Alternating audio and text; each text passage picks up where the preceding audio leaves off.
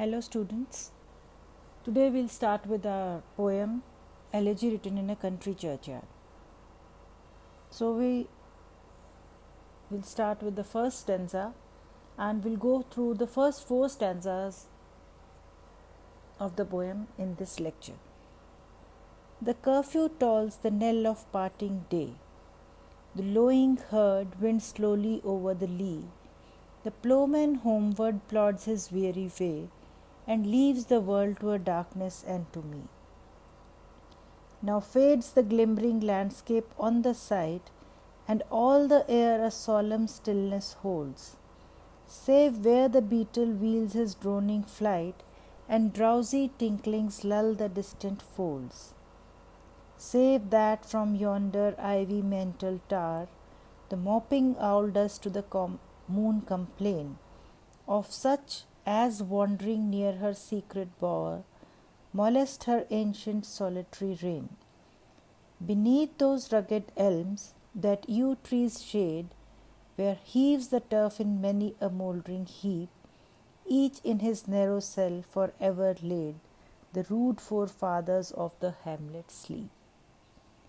So when we start the poem, when we begin, we see that the setting of the poem or the scene of the poem, it seems after reading that it is a somber mood, of some sad mood, and the scene is of the graveyard. The curfew tolls the knell of parting day. Parting day means the day is getting over. Curfew tolls means there some bell has been rung which announces the end of the day.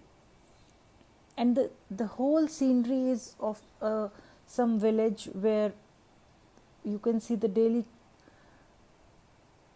duties that the countrymen are doing or performing. The herds are coming back in the evening. You can find such scenes anywhere around you.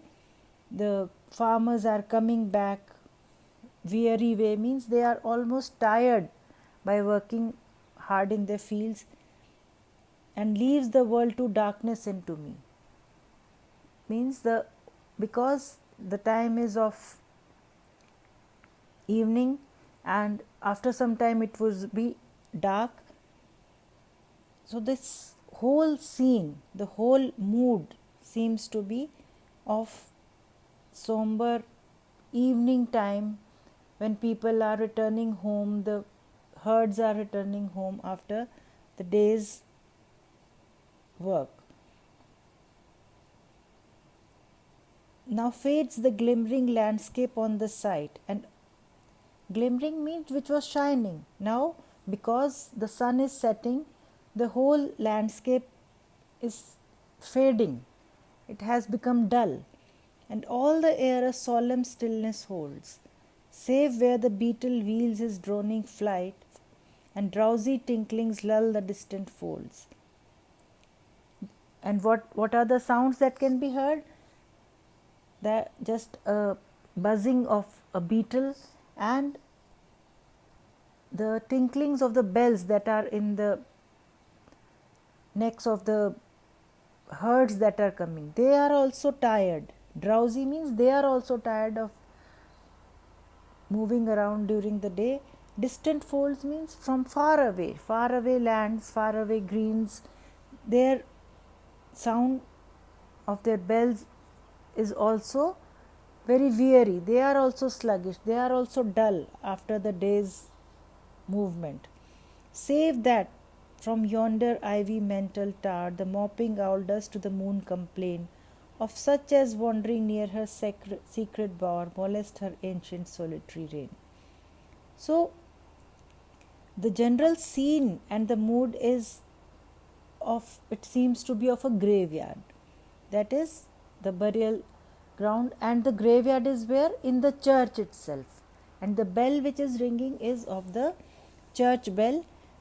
It's some place where the church has its own graveyard, and the scene described by the speaker or the poetess from that graveyard.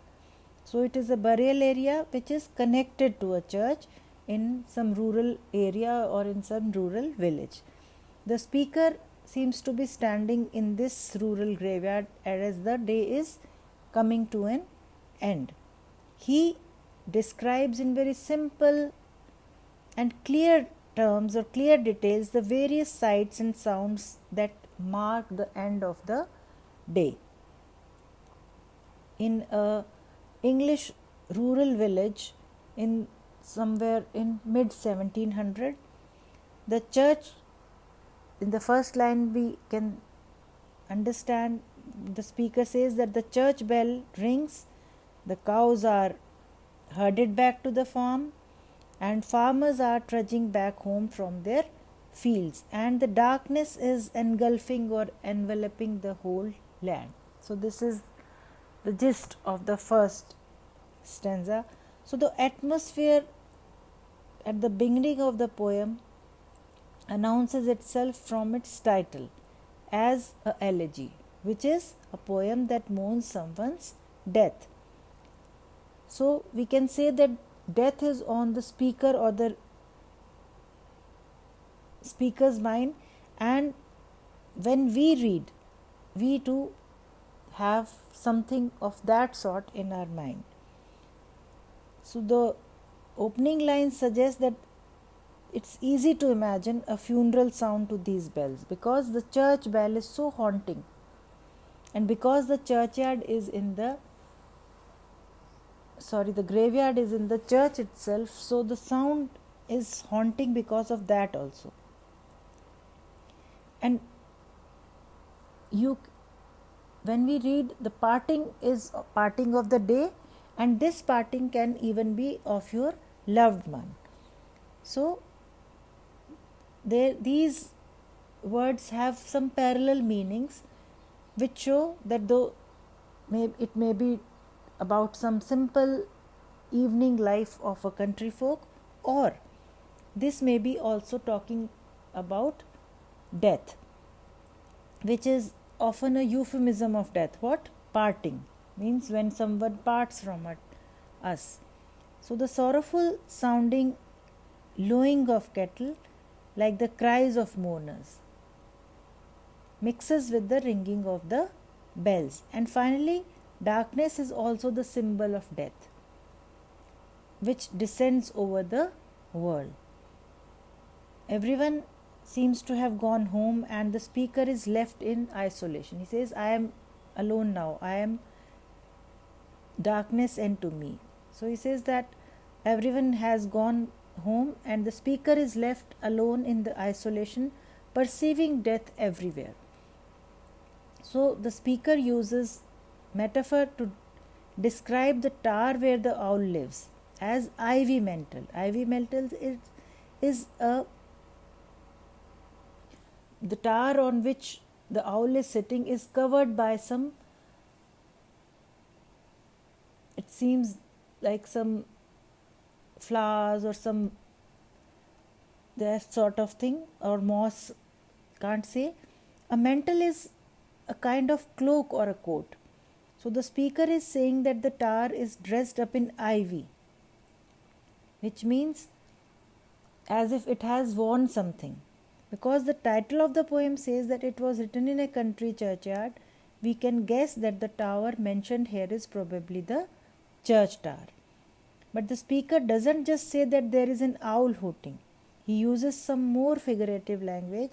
He even personifies the owl when he says that it is moping and complaining, since those are things a person would do, not an owl. These things can be connected to a person.